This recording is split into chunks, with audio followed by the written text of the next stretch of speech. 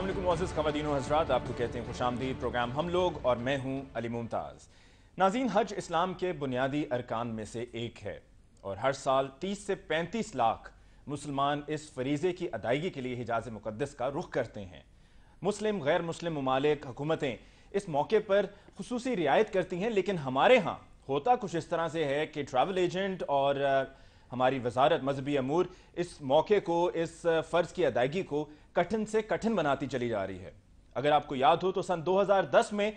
वफाकी हुकूमत के वज़ीर हामिद सईद काज़मी साहब और उनकी वजारत पर, उनकी मिनिस्ट्री पर, यानी कि मजहबी अमूर की मिनिस्ट्री पर इल्ज़ामात लगाए गए करप्शन के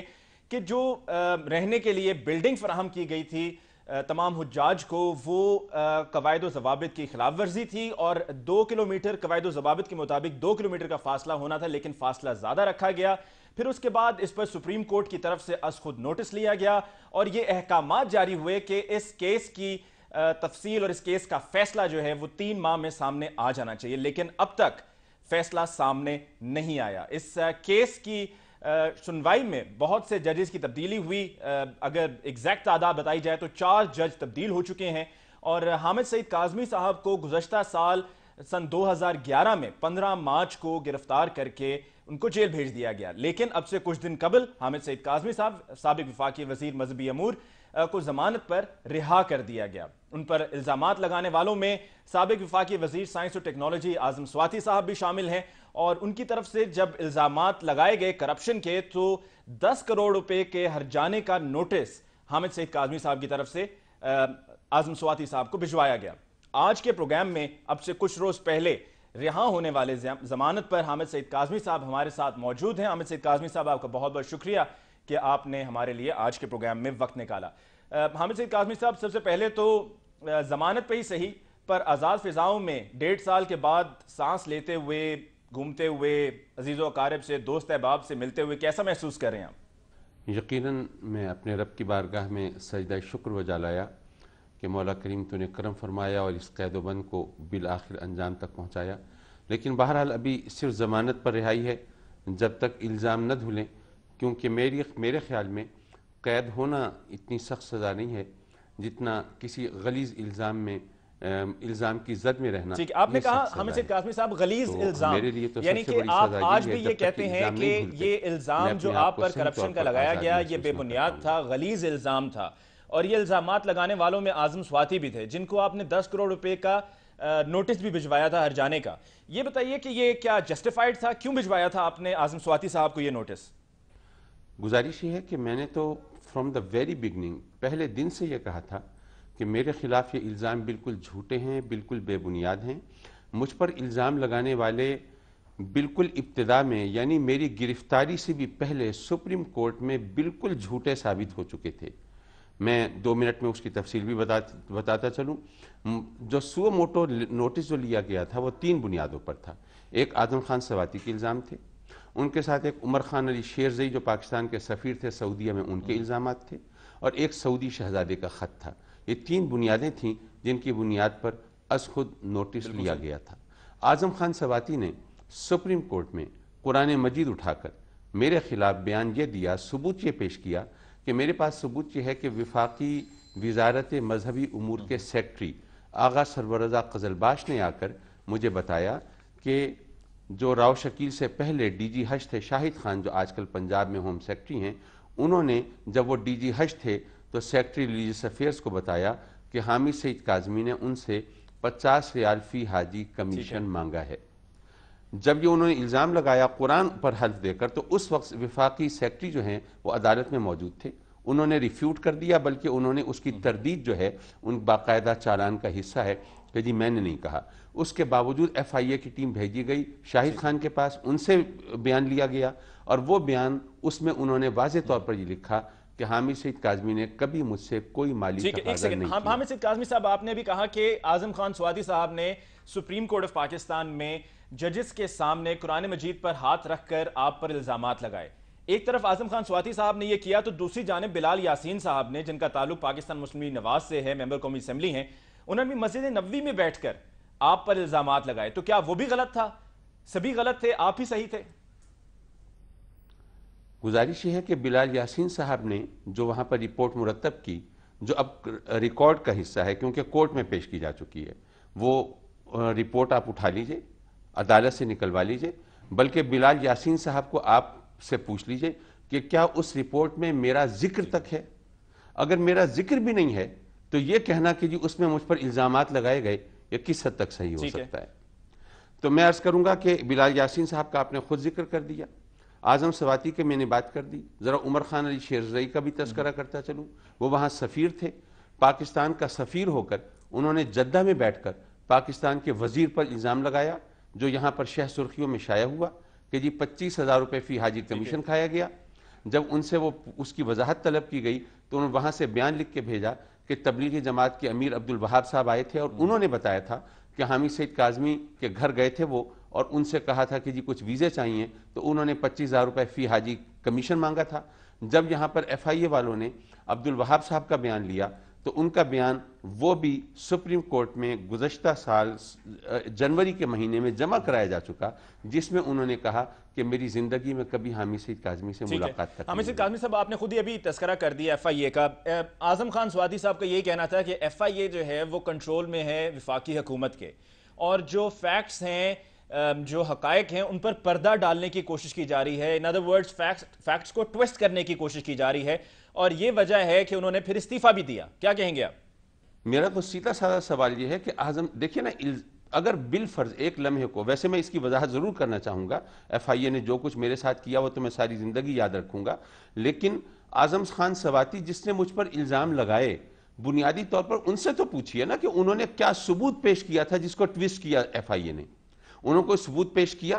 جس کو ایف آئی اے نے ٹویسٹ کرنے کی کوشش کی؟ میں تو شروع دن سے چیخ یہ رہا ہوں کہ میرے خلاف کوئی ثبوت ہو تو ذرا پیش تو کرو نا، مجھے بتاؤ تو صحیح میرے خلاف الزام ہے کیا۔ جہاں تک ایف آئی اے کا تعلق ہے، وہ میں عرض کروں گا کہ مجھے شدید ترین شکایت ہے، اور وہ لوگ جنہوں نے مجھ پر یہ ملبہ ڈالا ہے، میں بد دعا تو نہیں دیتا، لیکن مجھے یقین ہے اللہ کی بارگاہ میں کہ وہ ضرور اس کا نتیجہ ان کو ضرور دکھائے گا۔ میں نے جو انہوں نے سوالات آپ نے ایف آئی اے کا جو بھی کہا کہ ان کا تو میں زندگی بھر یاد رکھوں گا، کیا ان کی مہربانیاں احسانات یا ان کی زیادتیاں؟ جناب انہوں نے اس کا بدلہ تو اللہ دے گا ان کو، کہ میں نے جتنا انہوں نے جو بھی سوال کیے، میں نے ان کے جو جوابات دیے، انہوں نے میرا جو جواب ہے، جو ریبٹل ہے، وہ کنسیڈر ہی نہیں کیا۔ مثال کے طور پہ انہوں نے میرے خلاف یہ ہائی لائٹ کیا کہ یہ مکان میرا جو کرپشن کے پیسے سے تعمیر شدہ محل ہے، وہ مکان جو 1999 سے جس کی تعمیر شروع ہوئی تھی، 2005 میں جو مکمل ہوا تھا، 2006 میں جس میں سیٹل ہو گیا تھا، الیکشن 2008 میں ہوئے جس میں 2 برس پہلے میں جس مکان میں رہائش پذیر تھا، اس کو میری کرپشن کا ثبوت بنا کر میڈیا نے پیش کیا۔ پھر جناب ایف آئی اے والوں نے کس طرح انویسٹیگیشن کی، صرف 2 مثالیں سمجھ لیجئے۔ میں نے اپنی بیٹی کی شادی کی تھی، یہ 30 اکتوبر 2010 کی بات ہے، میری بیٹی کی شادی ہے، میں بیٹی کی شادی میں شرکت کرنے کے لیے بارات کے استقبال کے لیے روانہ ہو رہا ہوں، اور اس وقت خبر چلنا شروع ہوئی کہ جی حامد سعید کاظمی اپنی بیٹی داماد کو اور سسرال والوں کو سرکاری خرچے پر حج کرانے کے لیے لے کے جا رہے ہیں۔ اور آج تک میرا چیلنج ہے آج تک کہ جی کیا ثبوت تھا آپ کے پاس؟ آپ نے یہ جو اس دن خاص دن جس دن میری بیٹی کی شادی ہو رہی ہے، اس دن میں اس کی زندگی میں زہر گھولنے کی کوشش کی گئی، یہ کس کے اشارے پر کی گئی؟ حامد سعید کاظمی صاحب، آپ نے خود ابھی کہا کہ جو از خود نوٹس لیا گیا سپریم کورٹ کا، اس کی 3 وجوہات تھیں، جس میں سے ایک وہ خط تھا جو کہ سعودی شہزادے کی طرف سے لکھا گیا وفاقی حکومت کو۔ اب آپ یہ بتائیے کہ اگر کچھ بھی نہیں تھا، سب ٹھیک تھا، تو پھر وہ خط لکھنے کی بھی ضرورت کیوں پیش آئی، یا اس کو کنسیڈر ہی کیوں کیا گیا؟ میں اس کرتا ہوں اس کی خط کی حقیقت تو میں بتاتا ہوں، لیکن میری ایک گزارش یہ ہے کہ میں ہوں ملزم کو اگر صفائی کا موقع نہ دیا جائے تو ظاہر ہے کہ پھر الزام نہیں دھل سکتا۔ الزام تو ایک جملے میں لگ جاتا ہے، لیکن جواب دینے کے لیے تو کچھ نہ کچھ مہلت چاہیے ہوتی ہے۔ آپ نے ایف آئی اے کے حوالے سے بات کی، میں ذرا اس کو تھوڑا سا ایکسپلین کرنا چاہتا ہوں۔ میری بیٹی کی شادی کی میں نے وہاں پر ملتان میں سروسز کلب کا کرایہ، 3000 مہمانوں کی میزبانی، لائٹنگ، سٹیج کا خرچہ، کیٹرنگ، کھانا مانا، سب کچھ ٹوٹل ملا کے میں نے 13 لاکھ روپے بل پے کیا تھا۔ ایف آئی اے کی ٹیم وہاں گئی ہے، سروسز کلب سے وہ 13 لاکھ روپے کا بل لے کے چالان کا حصہ بنایا ہے کہ بتائیے کہ جناب یہ 13 لاکھ روپے کہاں سے آئے، حامد سعید کاظمی سے پوچھا جائے۔ ایک فیڈرل منسٹر اپنی بیٹی کی شادی کر رہا ہے اور ٹوٹل 13 لاکھ روپے خرچ کر رہا ہے، اور پھر جہاں ماشاءاللہ ہم اسلام آباد میں بیٹھے ہیں، میں اگر ذکر کروں تو ظاہر ہے کہ میں جس پوزیشن میں ہوں میں اس کا ریئیکشن سنبھال نہیں پاؤں گا، لیکن کیا یہاں پر کروڑوں روپے شادیوں کے بل نہیں پے کیے گئے؟ ٹھیک ہے، تو ایف آئی اے نے تو میں نے ابھی جو سوال پوچھا حامد سعید کاظمی صاحب آپ سے سعودی شہزادے کا، میں اس کی طرف دوبارہ کچھ دیر میں پھر آتا ہوں، لیکن ابھی آپ نے ایف آئی اے کا چونکہ بار بار تذکرہ کیا ہے، تو ایف آئی اے کس کو جواب دہ ہے؟ ذرا یہ بتائیے گا کہ ایف آئی اے کس کی رپورٹنگ میں آتا ہے؟ دیکھیے کیا یہ آپ مجھ سے کوئی سبجیکٹیو اور آبجیکٹیو ٹائپ کے کوئسٹنز کر رہے ہیں کہ آپ ہاں یا نا میں کاظمی صاحب کہنے کا مقصد، پوچھنے کا مقصد یہ ہے کہ ایف آئی اے جواب دہ ہے وفاقی حکومت کو، وفاقی حکومت ہے پاکستان پیپلز پارٹی کی، آپ کا تعلق پاکستان پیپلز پارٹی سے، آپ وفاقی وزیر مذہبی امور تھے، پاکستان پیپلز پارٹی کی ٹکٹ پر آپ الیکٹ ہوئے اور پھر آپ منسٹر بھی بنے، تو آپ کی اپنی ہی پارٹی آپ کے خلاف تھی؟ میں یہ عرض کر رہا تھا کہ میں نے جب شکایت کی کہ ایف آئی اے جو ہے وہ گورنمنٹ کے ماتحت ہے، منسٹری آف انٹیریئر کا ایک انسٹیٹیوٹ ہے، تو یہ کیسے ممکن ہے کہ وہ آپ کی مرضی کے خلاف میرے خلاف کارروائی کر رہا ہو، اور آخر ان کو یہ مہمیز کس نے لگائی ہے؟ تو مجھے یہ بتایا گیا کہ چونکہ جو اس وقت ڈی جی تھے وسیم احمد، جنہوں نے جب انویسٹیگیشن کی میرے بیانات لیے اور کورٹ میں یہ بتایا کہ حامد سعید کاظمی کی انوالومنٹ نظر نہیں آئی، تو اس پر بہت سٹرونگ ریئیکشن سامنے آیا اور یہ کہا گیا کہ آپ چونکہ کانٹریکٹ پر ہیں اور آپ صحیح تفتیش نہیں کر سکتے، یہ کانٹریکٹ ملازمین حکومت پر بوجھ ہوتے ہیں۔ تو شاید آپ کو یاد ہو، اب 1.5 سال پرانی بات ہو گئی، وہ وسیم احمد کو ہٹانے کے لیے سپریم کورٹ نے حج سکینڈل کے تحت پورے ملک سے جتنے بھی کانٹریکٹ ملازمین تھے ان سب کو فارغ کر دیا، اور انویسٹیگیشن ٹیم کا کہنا یہ ہے کہ ان کو یہ کہا گیا کہ اب آپ کسی اور کے انڈر نہیں ہیں، ڈائریکٹ کورٹ کے انڈر ہیں، اور ڈیلی انویسٹیگیشن رپورٹ آپ سبمٹ کریں۔ تو ایف آئی اے کی ٹیم یہ کہتی ہے کہ جی پھر ہم، اور منسٹری آف انٹیریئر کا بھی یہ کہنا ہے کہ پھر وہ انویسٹیگیشن ٹیم ہمارے کنٹرول میں نہیں تھی، ہم ان سے کہتے تھے کہ بھئی آپ اس طرح دشمنی کیوں کر رہے ہیں، جھوٹی خبریں کیوں اڑا رہے ہیں، اگر وہ فورن کرنسی اکاؤنٹ کی بات ہے تو آپ یہ کیوں نہیں چیک کرتے کہ وہ پیسے کب آئے ہیں اور کس نے بھیجے ہیں، آپ نے صرف اکاؤنٹ دیکھ کے آپ نے شور مچانا شروع کر دیا ہے۔ اسی طرح پارلیمنٹ ہاؤس میں جو میرا اکاؤنٹ ہے اس میں ٹوٹل 2,72,000 روپے پڑے ہوئے تھے، لیکن انہوں نے پچھلے 3 سال میں جو ٹرانزیکشن ہوئی تھی، جو میرے تنخواہوں کے بل، جو ٹی اے ڈی اے کے بل، جو میڈیکل کے بل اس میں جمع ہوئے تھے، وہ سب کیلکولیٹ کر کے 1,14,00,000 روپے میری کرپشن کے پیسے کے طور پر ہائی لائٹ کیے تھے، بریکنگ نیوز جاری کی تھی۔ اور مجھے تو سمجھ نہیں آتی ہے کہ میں آپ سے سوال کرتا ہوں، آپ مجھ سے سوال کر رہے ہیں اپنی جگہ پہ، میں آپ سے پوچھتا ہوں کہ جتنی کریکٹر اسیسینیشن میری ہوئی ہے تو مجھے یہ بتا دیجئے آپ کے پاس کوئی ثبوت ہے؟ ثبوت تو دیکھیے جو دے، اگر آپ کے خلاف ثبوت جتنے بھی فراہم کیے گئے وہ سب غلط تھے، بے بنیاد تھے، تو آپ کے اپنے حامی، اقتدار میں آپ کی حکومت، سب وزیر اعظم اس وقت کے یوسف رضا گیلانی صاحب آپ کے، انٹیریئر منسٹر آپ کے، صدر صاحب آپ کے، سب خاموش رہے، کسی نے کچھ نہیں کیا۔ اگر دیکھیے، میں عرض کروں گا کہ دیکھیے بات یہ ہے کہ جب عدالت جو ہے وہ وزیر اعظم کو گھر بھیج دیتی ہے،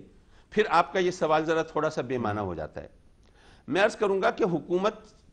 حکومت سے مجھے جو شکوے ہیں وہ اپنی جگہ پہ ہیں، وہ رہیں گے اور کسی وقت مل بیٹھ کے نکالیں گے۔ اور ایک شکوہ وہ ایسا ہے جس کا میرے خیال میں کوئی جسٹیفیکیشن ہو ہی نہیں سکتی، وہ یہ کہ عمر خان علی شیرزئی، وہ وہاں کانٹریکٹ پر ملازم تھا، وہ سفیر تھا، وہ گورنمنٹ آف پاکستان کا ملازم تھا، اس نے جدہ میں بیٹھ کر، غیر ملک میں بیٹھ کر اپنے ملک کے وزیر کے خلاف الزام لگایا۔ اگر بالفرض الزام صحیح ہوتا تو تب بھی اسے اپنے ملک کو اس طرح رسوا نہیں کرنا چاہیے تھا، جبکہ یہ ثابت ہو گیا کہ وہ الزام بالکل جھوٹ تھا، شیرزئی صاحب سے جھگڑے کیوں ہوتے ہیں حامد سعید کاظمی صاحب؟ جو آپ کے سرے عام جھگڑے ہوتے رہے شیرزئی صاحب سے، وہ کیوں ہوتے رہے؟ نہیں، میرے جھگڑے کوئی نہیں ہوتے رہے، میرا کوئی جھگڑا نہیں تھا۔ شیرزئی صاحب کا اصرار یہ تھا کہ بلڈنگ ہائرنگ کا کام ان کو سونپ دیا جائے، اور یہ سینہ بسینہ چلنے والی بات نہیں ہے، یہ آن ریکارڈ ہے۔ انہوں نے فورن سیکٹری کو رپورٹ دی کہ یہاں پر حج مشن کی کوئی ضرورت نہیں ہے، یہ سارا کام تو میرا ایک ڈپٹی سیکٹری سنبھال سکتا ہے۔